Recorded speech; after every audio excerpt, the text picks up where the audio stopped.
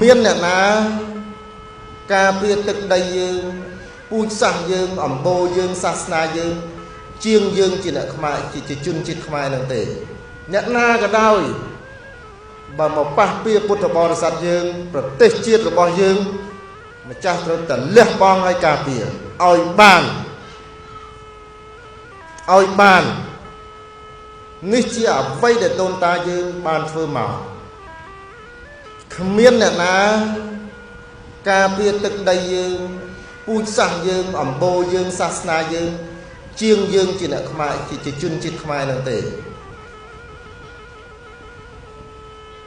ត្រូវការពារ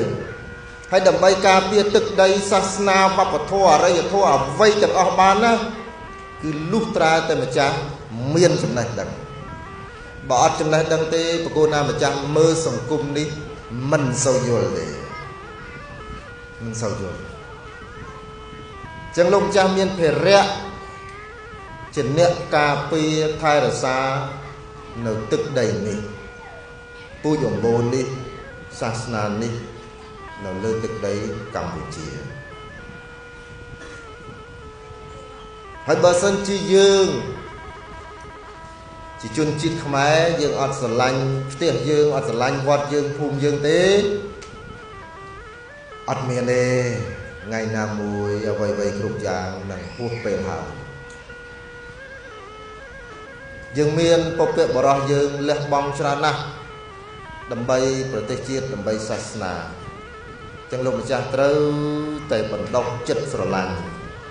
ចំពោះទឹកដីចំពោះវត្តអារាមជាពិសេសអស់លោកសពបរិសទាំងអស់ដែលជាអ្នកបូជានៅបច្ច័យ4ចំពោះបកូនណាម្ចាស់គ្រប់ព្រះអង្គអញ្ចឹងហើយម្ចាស់ស្ដាប់បានទេប៉ុណ្ណឹង